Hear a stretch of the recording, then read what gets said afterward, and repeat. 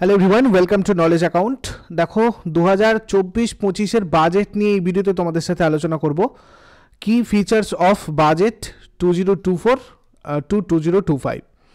বাজেটের পুরো সারসংক্ষেপ এই ভিডিওতে আলোচনা করা হবে এবং এবারের বাজেটকে কেন বলা হচ্ছে ইন্টারিম, বাজেট কিভাবে প্রণয়ন করে, এই ধরনের বিভিন্ন ফ্যাক্টসও তোমাদের সাথে আলোচনা করব, যেগুলো তোমাদের নিয়ে যেই ধরনের ব্যাপারগুলো নিয়ে তোমাদের একটু কনফিউশন হয়।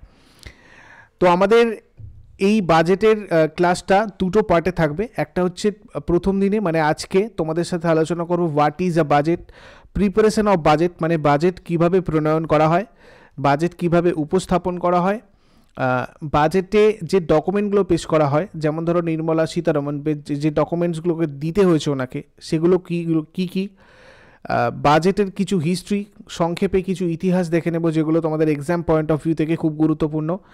অন্তর্বর্তী বাজেট 2024-25 মানে ইন্টারিম বাজেট, এই ইন্টারিম কেন এটাকে বলা হচ্ছে সেটাও দেখব। Why interim budget, important articles related to budget, budget related important আর্টিকেলসগুলোও দেখব। এই ইন্টারিম বাজেট 2024-25 দুটো পার্টে রয়েছে, পার্ট এ আর পার্ট বি। তো এই দুটো পার্টি আমাদেরকে দেখতে হবে, এটা আমরা আজকে দেখব।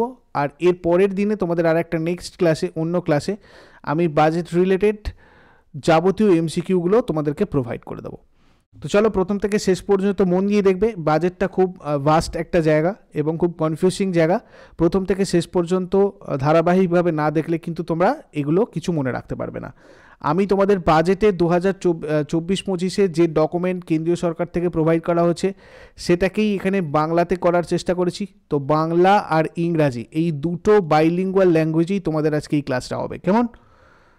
আরেকটা কথা বলে দিই স্টার্ট করার আগে, জানুয়ারি 2023 থেকে ডিসেম্বর 2023-এর গুরুত্বপূর্ণ 615টা প্রশ্ন তোমাদের একটা ক্লাসে ম্যারাথনে আলোচনা করা হয়েছে। তো ওটার লিঙ্ক এই ভিডিওর কমেন্ট বক্সে আছে, তোমরা গিয়ে চেক করে নিও। 615টা ইম্পর্টেন্ট কারেন্ট অ্যাফেয়ার্স তোমাদের 2023-এর। আর ওগুলো তোমরা আমাদের অ্যাপের এই ফ্রি উইকলি টেস্ট সেকশানে গিয়েও সম্পূর্ণ ফ্রিতে প্র্যাকটিস করতে পারো। আর এই বাজেটের পিডিএফটাও তোমাদের ফ্রি পিডিএফ সেকশানে থাকবে, তোমরা ওখান থেকে গিয়ে এই পিডিএফ পড়তে পারবে। এটা তোমাদের কাছে ফ্রি করে দেওয়া হবে। কেমন? নলেজ অ্যাকাউন্ট অফিসিয়াল অ্যাপটা যাদের কাছে নেই, গুগল প্লে থেকে গিয়ে ডাউনলোড করে নাও, বা ডেসক্রিপশন বক্সে লিঙ্ক আছে, ওখান থেকে গিয়ে তোমরা ডাউনলোড করে নিও।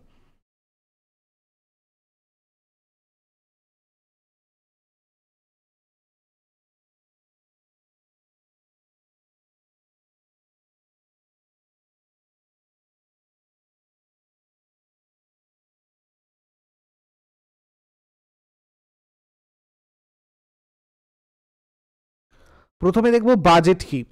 দেখো সংবিধানের 112 নম্বর আর্টিকেল অনুযায়ী বাজেট হচ্ছে সরকারের বার্ষিক আর্থিক বিবরণী। এটাকে আমরা ইংরাজিতে বলি অ্যানুয়াল ফিনান্সিয়াল স্টেটমেন্ট। এইভাবে এইটা ডাইরেক্ট তোমাদের তুলে দিয়ে কিন্তু অনেক সময় প্রশ্ন হয়, মনে রাখবে বাজেট হচ্ছে অ্যানুয়াল ফিনান্সিয়াল স্টেটমেন্ট, বাংলায় বললে বার্ষিক আর্থিক বিবরণী।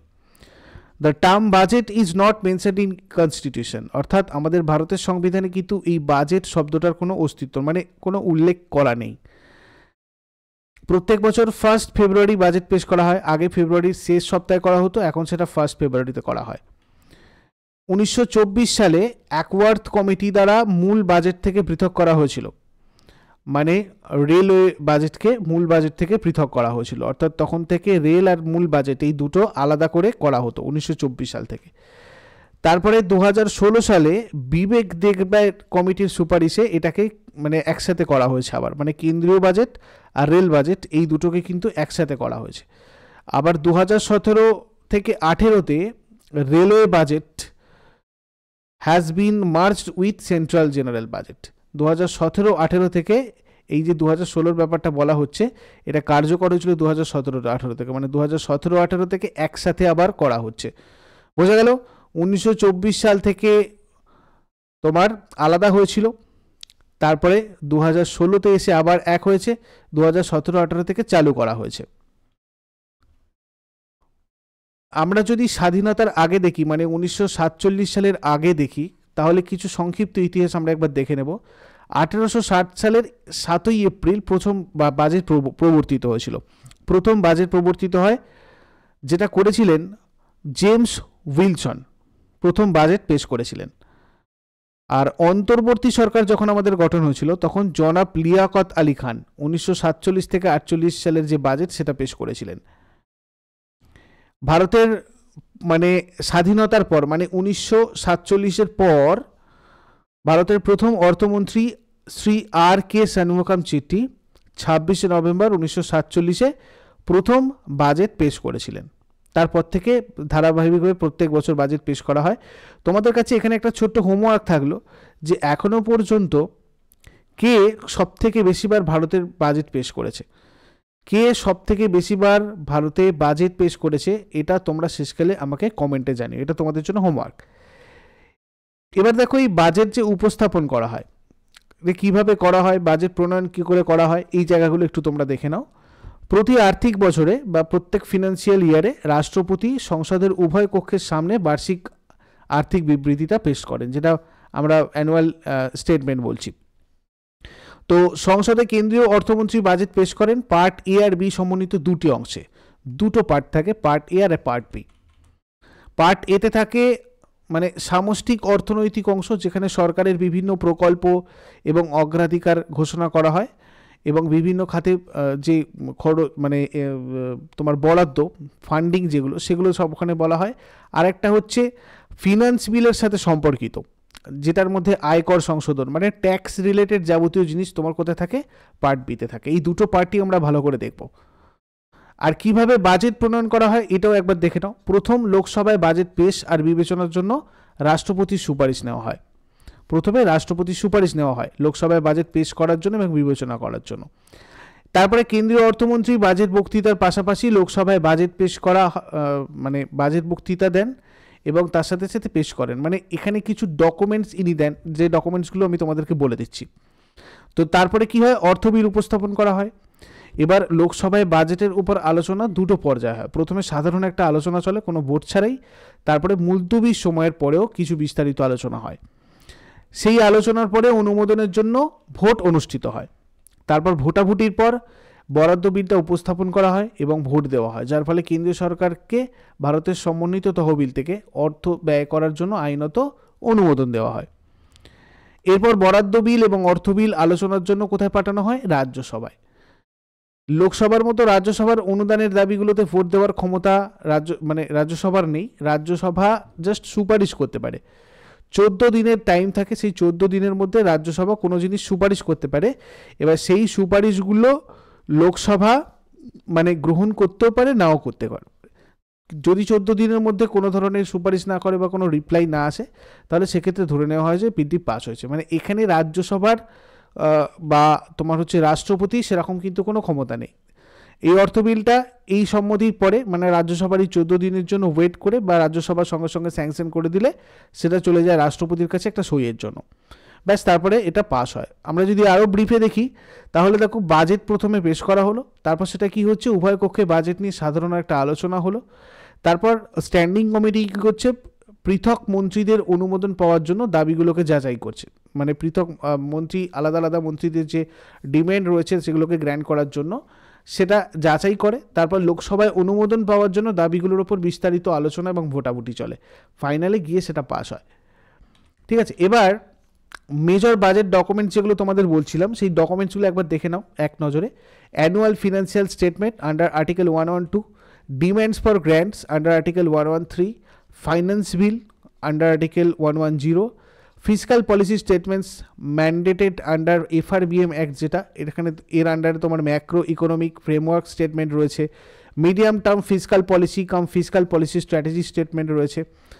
এছাড়া expenditure budget, receipt budget, expenditure profile, budget at a glance, key features of budget 2024-25, implementation of budget announcement 2023-24, এইসব ডকুমেন্টসগুলো দিতে হয়।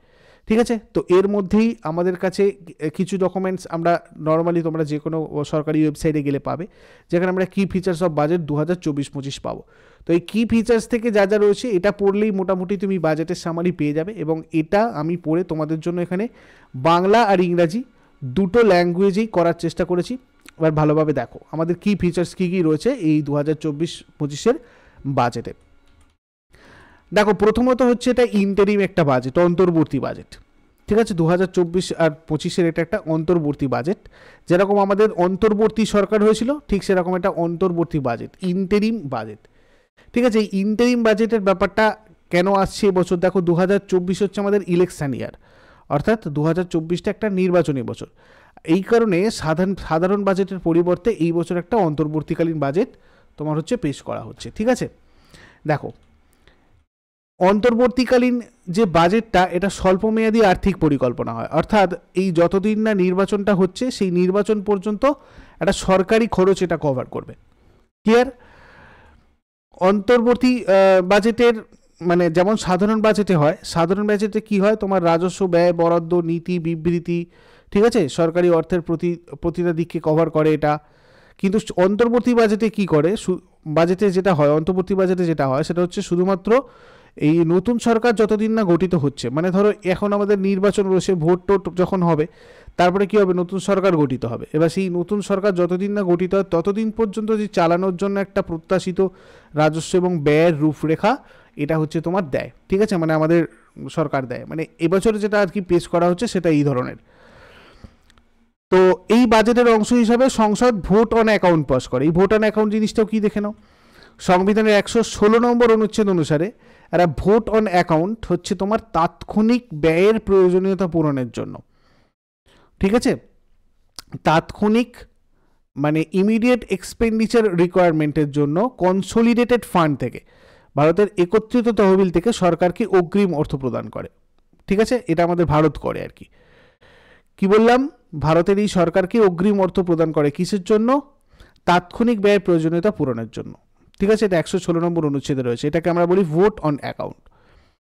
এবার দেখো পার্ট এ প্রথমে আলোচনা করব আমি, যেখানে আমাদের রয়েছে বাজেটের রূপকল্প বা ভিশন অফ বাজেট, বাজেটের উদ্দেশ্য। তো বাজেটের উদ্দেশ্যে যেটা বলা হয়েছে যে 2047 সালের মধ্যে ভারতকে কীরকমভাবে রিপ্রেজেন্ট করা যাবে, মানে 2047 সালের মধ্যে ভারতকে বিকশিত ভারত করতে হবে, মানে ফুললি ডেভেলপড, প্রকৃতি, আধুনিক পরিকাঠামো এবং সকলের জন্য সুযোগের সাথে সামঞ্জস্য রেখে সমৃদ্ধ ভারত। বাংলা যদি আমরা করি, এই জায়গাটা তোমরা একটু ইংরাজিটা মনে রাখবে। ইংরাজিতে তোমাদের যেটা বলা হয়েছে, Viksit Bharat by 2047, prosperous Bharat in harmony with nature, modern infrastructure and opportunities for all. এছাড়া দেখো বাজেটের উন্নয়ন মন্ত্র কি রয়েছে, ডেভেলপমেন্ট মন্ত্র অফ বাজেট রয়েছে তোমার সবকা সাথ সবকা বিকাশ অ্যান্ড সবকা বিশ্বাস, হোল অফ নেশন অ্যাপ্রোচ রয়েছে, whole of nation approach. Clear? সবকা সাথ সবকা বিকাশ, সবাইকে একসাথে নিয়ে ডেভেলপমেন্ট করা, ঠিক আছে, একসাথে নিয়ে ব্রড একটা ডেভেলপমেন্টের চিন্তা। সবকা সাথ সবকা বিকাশ সবকা বিশ্বাস, সবার সাথ নিয়ে সবাইকে, সবার ডেভেলপমেন্টকে সঙ্গে নিয়ে সবার বিশ্বাসকে মর্যাদা দিয়ে কাজ করা। আর এই সবকা প্রয়াস দ্বারা সমর্থিত জনসংখ্যা, গণতন্ত্র আর বৈচিত্র্য, এই তিনটে জিনিসের ওপর মর্যাদা।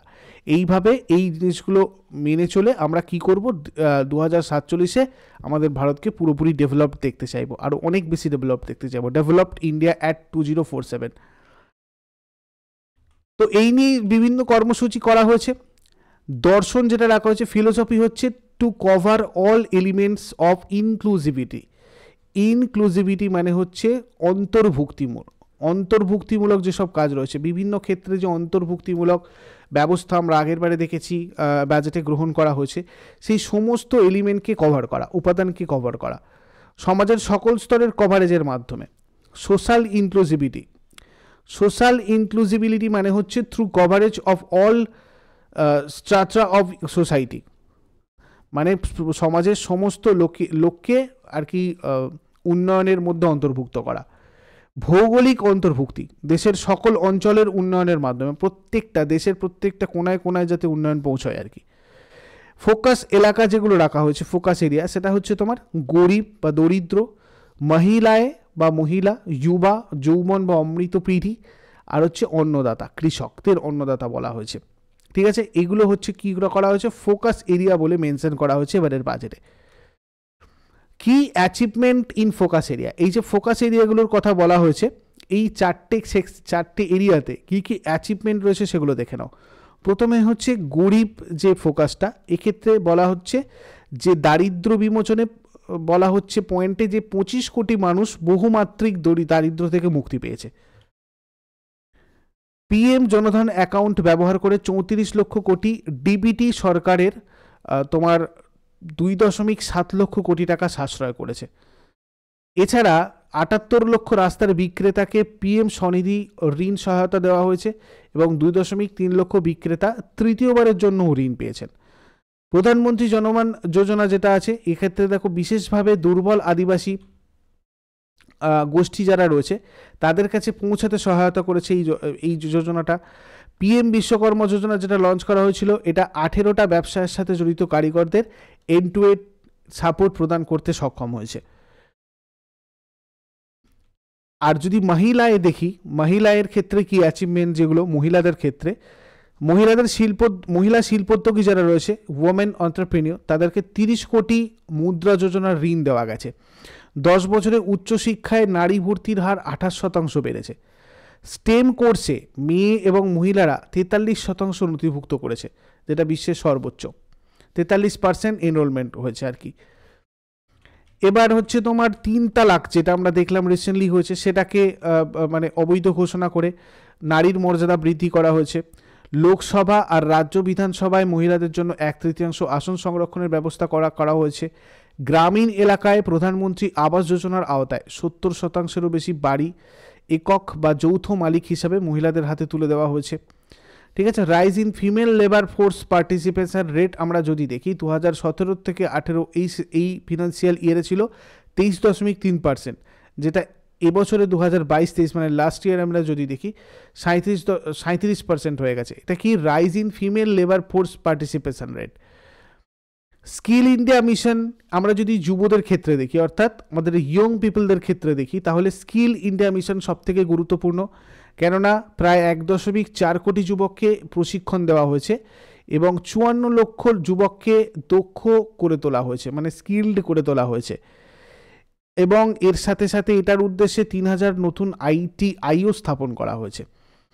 দেখো ইনক্রিজ ইন পিএম-শ্রী বাজেট, পিএম-শ্রী যে যোজনা, সেক্ষেত্রে 2023-24 অ্যালোকেশন ছিল 4000 কোটি টাকা, যেটা 2024-25 করা হবে তোমার হচ্ছে 6050 কোটি টাকা, এরকম বলা হচ্ছে। মানে actually PM school for rising India, এটা হচ্ছে একটা মানসম্পন্ন শিক্ষা প্রদান করার একটা জায়গা এবং সামগ্রিক আর বৃত্তাকার ব্যক্তি বলতে এখানে অ্যাকচুয়ালি ওয়েল রাউন্ডেড ইন্ডিভিজুয়ালসদের কথা বলা হচ্ছে। তো যুবাদের ক্ষেত্রে এগুলো হচ্ছে অ্যাচিভমেন্ট। এছাড়া রয়েছে তোমার নতুন, ধরো এখানে 2014-তে ছিল 16টা আইআইটি, যেখানে 2023-এ 23টা, 2014-তে 7টা ছিল, 2022-এ সেটা হয়ে দাঁড়িয়েছে 22টা, 2014-তে 723টি ইউনিভার্সিটি ছিল, সেখানে হয়ে দাঁড়িয়েছে 2023-এ 1113টা, মানে মোট 7টা আইআইটি নতুন, 16টা নতুন ট্রিপল আইটিস, 7টা আইআইএমস, 15টা এইমস, 390টা ইউনিভার্সিটি, এগুলো কিন্তু সব তৈরি করা হয়েছে। এগুলো হচ্ছে অ্যাচিভমেন্ট এই সেক্টরে, ইউবা সেক্টরে। ঠিক আছে। এছাড়া পিএম মুদ্রা যোজনা, যেখানে 22.5 লক্ষ কোটিতে মোট 43 কোটি ঋণ মঞ্জুর করা। Fund of fund, start up India এবং start up credit guarantee scheme, মানে এক্ষেত্রে যুবকদের সহায়তা করা হয়েছে এইগুলোর সাহায্যে এবং তাদের রোজগার ডেটা তৈরি করা হয়েছে। এছাড়া দেখো খেলাধুলায় 2023 সালে অনেক আমরা অ্যাচিভমেন্ট দেখেছি। এশিয়ান গেমস, এশিয়ান প্যারা গেমসে সর্বোচ্চ পদক তালিকা। দাবা প্রডিজি প্রজ্ঞানন্দ 2023 সালে আরেকটুর জন্য ম্যাগনাস কার্লসেনকে হারিয়ে দিচ্ছিল। ঠিক আছে। বিশ্ব চ্যাম্পিয়ন ম্যাগনাস কার্লসেনের সাথে মানে লড়াই করতে পারার মতো একটা জায়গায় যাওয়া। আচ্ছা, 2010 সালে 20টারও বেশি দাবা গ্র্যান্ড মাস্টারের তুলনায় ভারতে 80টারও বেশি দাবা গ্র্যান্ড মাস্টারকে আমরা দেখতে পাচ্ছি। 2010-এ 20টা ছিল, এখন সেখানে 80টার বেশি রয়েছে। ঠিক আছে।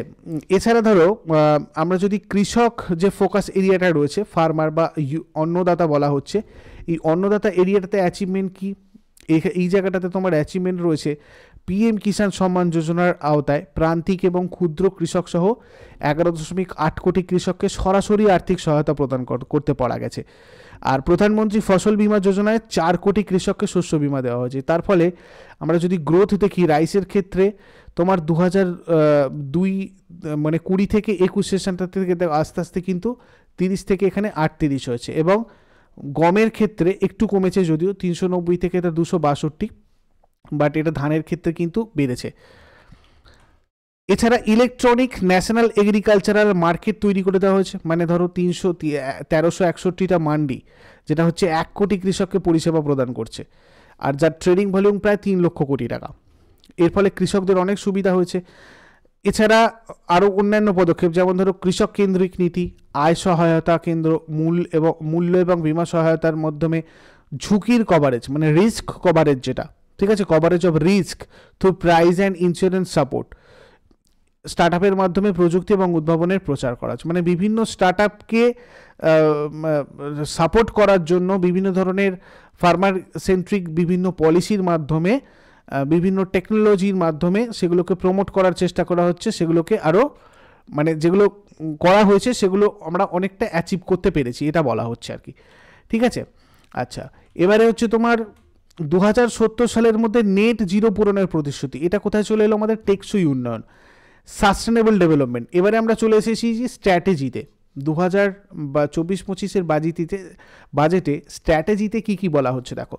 2070 সাল অর্থাৎ আমরা কি করব, স্ট্র্যাটেজি মিনস আমরা কি করতে চাই আমাদের সরকার, ঠিক আছে। 2070 সালের মধ্যে নেট জিরো মানে কার্বন এমিশনের কথা বলা হচ্ছে, ঠিক আছে, আমরা মানে পুরোপুরি দূষণমুক্ত যাতে করতে পারি আর কি, 2070 সালের মধ্যে সেটা করার কথা বলা হয়েছে।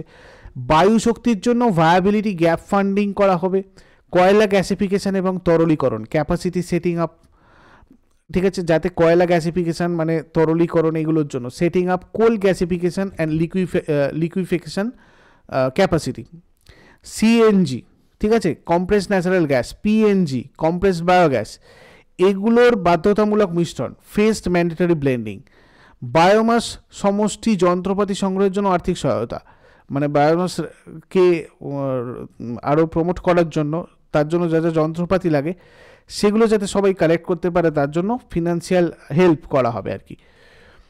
রুফটপ সোলারাইজেশন এর মধ্যে একটা রয়েছে, সেখানে কি বলা হচ্ছে, 1 কোটি পরিবারের জন্য মাসে 300 ইউনিট পর্যন্ত বিনামূল্যে বিদ্যুৎ, গণপরিবহন নেটওয়ার্কের জন্য বাস গ্রহণ, সমর্থন, উৎপাদন আর চার্জিংয়ের মাধ্যমে যানবাহন ইকোসিস্টেমকে আরও স্ট্রং করা, পরিবেশ বান্ধব বিকল্পগুলিকে সমর্থন করার জন্য বায়ো ম্যানুফ্যাকচারিং এবং বায়ো ফাউন্ড্রির নতুন প্রকল্প চালু করা হবে, ঠিক আছে, মানে ভেহিকেল বা ধরো এই ধরনের সোলার যে আমাদের ইলেকট্রিক, এইসব জিনিসগুলোকে আরও বেশি প্রমোট করা হবে মোট কথা।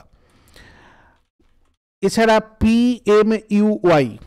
পিএমইউওয়াই এর আওতায় 10 কোটি এলপিজি সংযোগ, এটা আমরা দেখব হচ্ছে এই রিলেটেড অ্যাচিভমেন্ট। দেখো এখনো পর্যন্ত এই রিলেটেড কী কী অ্যাচিভমেন্ট হয়েছে, ঠিক আছে, স্ট্র্যাটেজি ফর অমৃতকালে এখনো পর্যন্ত অর্জন করা গেছে এই পিএমইউওয়াই এর আন্ডারে 10 কোটি এলপিজি সংযোগ দেওয়া গেছে, 36.9 কোটি এলইডি বাল্ব, 72.2 লক্ষ এলইডি টিউবলাইট, উজালার আওতায় 23.6 লক্ষ বিদ্যুৎ সাশ্রয়ী ফ্যান, এগুলো সব ডিস্ট্রিবিউট করা গেছে, 1.3 কোটি এলইডি স্ট্রিট লাইট।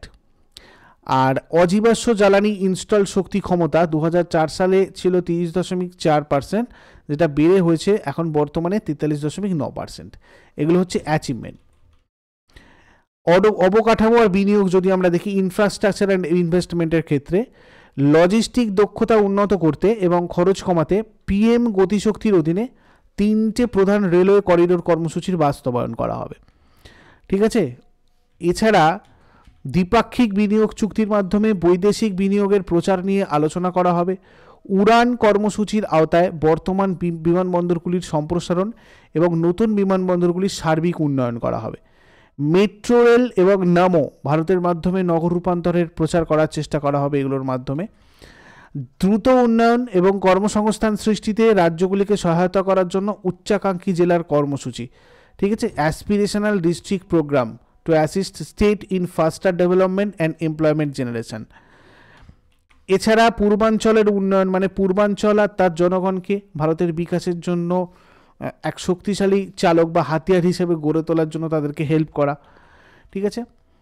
অন্তর্ভুক্তিমূলক উন্নয়নে কি বলা হচ্ছে, ইনক্লুসিভ ডেভেলপমেন্টে প্রধানমন্ত্রী আবাস যোজনার আওতায় আগামী 5 বছরের জন্য আরও 2 কোটি বাড়ি নির্মাণের লক্ষ্যমাত্রা নেওয়া হয়েছে, মধ্যবিত্তদের নিজস্ব বাড়ি কিনতে বা তৈরি করতে উৎসাহিত করতে হাউজিং ফর মিডল ক্লাস প্রকল্প চালু করা হবে, হেলথ রিলেটেড আমরা যদি দেখি কি স্ট্র্যাটেজি নেওয়া হয়েছে, দেখো হাসপাতালে বিদ্যমান অবকাঠামো ব্যবহার করে, মানে যেটা অলরেডি রয়েছে যে ইনফ্রাস্ট্রাকচার সেটাকে ইউজ করে আরও মেডিকেল কলেজ স্থাপন করা হবে। 9 থেকে 14 বছর বয়সী মেয়েদের জন্য সার্ভিক্যাল ক্যান্সার টিকার মানে দেওয়া স্টার্ট হবে। মা ও শিশু স্বাস্থ্য পরিচর্যার জন্য, মানে এটাকে ইমপ্লিমেন্ট করার জন্য, এটার বাস্তবায়নে সমন্বয় সাধনের জন্য বিভিন্ন স্কিমকে একটা ব্যাপক কর্মসূচির আওতায় আনা হবে। একটা কর্মসূচি, স্পেশাল কর্মসূচি কিছু করা হবে, কিছু ক্যাম্পেইন করা হবে, যার মাধ্যমে এই স্কিমগুলোকে একটা জায়গাতে নিয়ে আসা যায় আর কি, যাতে এই স্কিমগুলোকে আরও ইমপ্লিমেন্ট করা যায়। সক্ষম অঙ্গনওয়াড়ি এবং পোষণ 2.0, দেখো এখানে upgradation of anganwadi centres under Saksham anganwadi and পোষণ 2.0, এই যে পোষণ অভিযান, এগুলো আমরা দেখেছি ধাপে ধাপে করা হয়েছে। তো এটার অধীনে অঙ্গনওয়াড়ি কেন্দ্রগুলোর আপগ্রেডেশন, উন্নত পুষ্টি সরবরাহ, শৈশবকালীন যত্ন আর বিকাশের জন্য যে স্কিম বা যে আমাদের একটা ক্যাম্পেইন বা ইনিশিয়েটিভ ছিল সেটাকে আরও ত্বরান্বিত করা হবে, মানে আরও সেটাকে মানে বাড়ানো হবে যাতে আরও ভালোভাবে হয়, তার জন্য কিছু ব্যবস্থা নেওয়া হবে।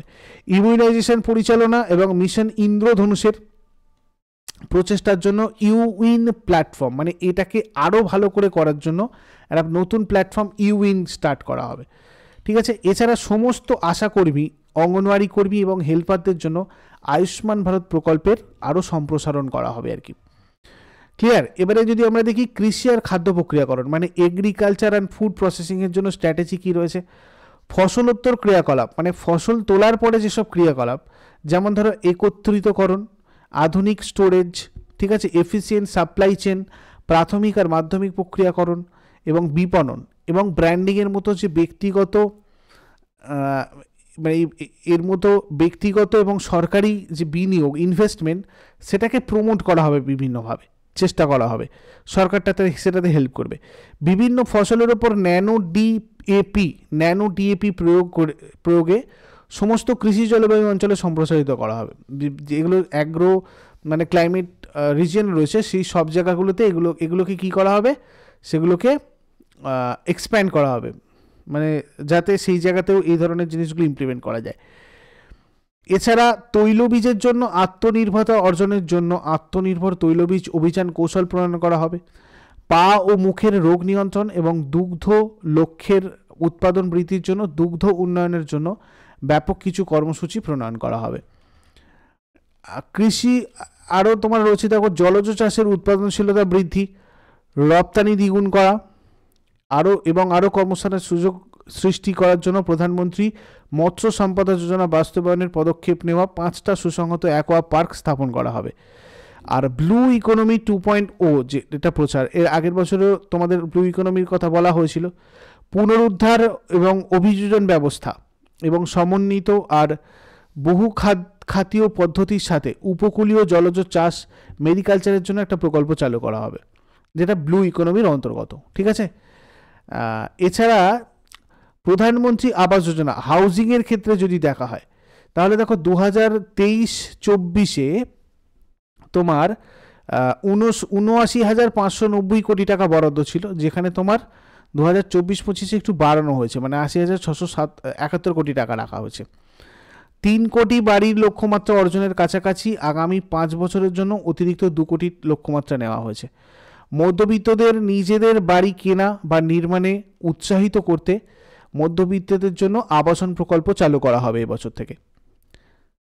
ঠিক আছে, আচ্ছা, পর্যটনের ক্ষেত্রে কি স্ট্র্যাটেজি নেওয়া হয়েছে, দেখো আইকনিক পর্যটন কেন্দ্র যেগুলো রয়েছে সেগুলোর আরও উন্নয়ন, ব্যাপক উন্নয়ন, ব্র্যান্ডিং, বিশ্বব্যাপী তাদের বিপণনের জন্য রাজ্যগুলোকে উৎসাহিত করা, যেসব রাজ্যে যেসব পর্যটন স্থানগুলো রয়েছে তাদেরকে সে ব্যাপারে উৎসাহিত করা, সুযোগ সুবিধা এবং সেবার মানের ভিত্তিতে কেন্দ্রগুলোর রেটিংয়ের জন্য একটা কাঠামো তৈরি করা হবে, মানে রেটিং দিয়ে উৎসাহিত করা হবে আর কি। ঠিক আছে, যাতে তারা ইনফ্রাস্ট্রাকচার ডেভেলপমেন্টগুলো ঠিকঠাক করে আবার ম্যাচিং ভিত্তিতে, মানে এই ধরনের উন্নয়নের জন্য অর্থায়নের জন্য রাজ্যগুলোকে দীর্ঘমেয়াদী সুদমুক্ত ঋণ দেওয়া হবে আর কি। এই ধরনের এই পর্যটন রিলেটেড যে ডেভেলপমেন্ট, তার জন্য সুদমুক্ত ঋণ দেওয়া হবে। লাক্ষাদ্বীপ সহ দ্বীপগুলোর জন্য বন্দর সংযোগ, পর্যটন পরিকাঠামো এবং সুযোগ সুবিধার জন্য প্রকল্প গ্রহণ করা হবে।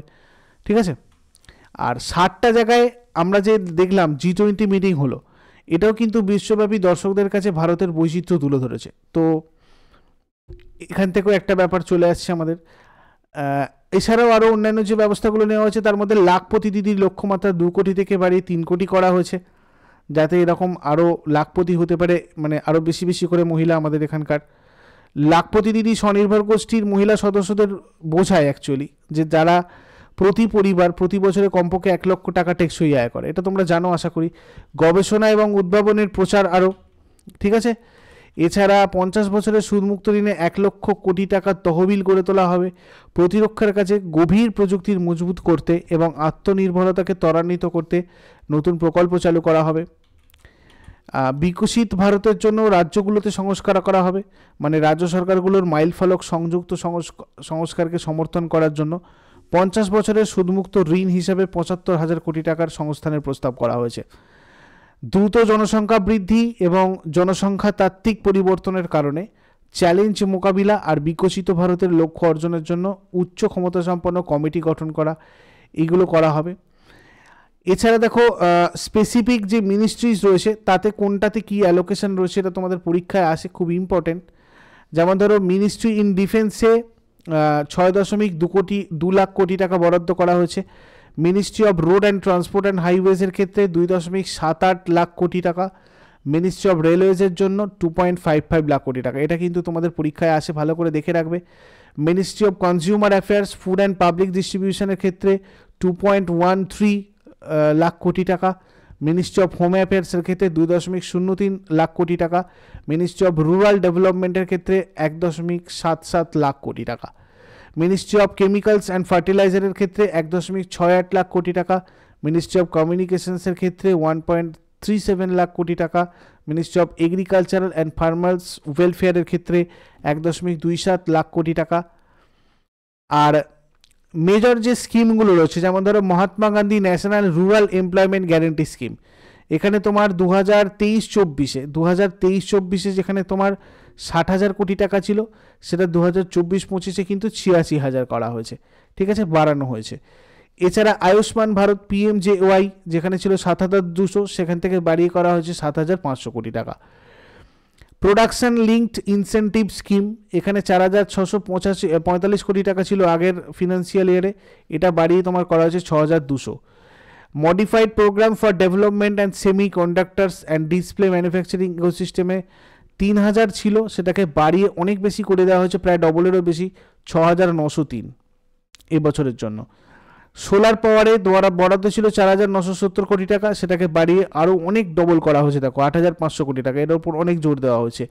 297 কোটি টাকা ছিল তোমার হচ্ছে এই ন্যাশনাল গ্রিন হাইড্রোজেন মিশনে, এটাকেও তোমার প্রায় ডবলের বেশি বাড়িয়ে দেওয়া হয়েছে, 600 তোমার কোটি টাকা, ঠিক আছে, এটার জন্য বরাদ্দ করা হয়েছে। তো এটা তো গেল আমাদের পার্ট 1। এবারে পার্ট বিতে আমরা দেখব ডাইরেক্ট আর ইনডাইরেক্ট ট্যাক্সেস, এই রিলেটেড কী কী চেঞ্জেস হয়েছে একবার দেখে নাও। ডাইরেক্ট ট্যাক্সেসের ক্ষেত্রে আমরা যদি দেখি, গত 10 বছরের কর আদায় বেড়েছে 3 গুণেরও বেশি। রিটার্ন দাখিলের সংখ্যা বেড়েছে 2.4 গুণ। রিটার্নের গড় প্রসেসিং টাইম 2013-14 সালে 93 দিন থেকে কমিয়ে 2023-24 সালে 10 দিন করা হয়েছে। নতুন কর ব্যবস্থার ফলে করের হার হ্রাস আর যৌক্তিক হয়েছে আরও। 7 লক্ষ পর্যন্ত আয়ের করদাতাদের কোনো কর দায় নেই।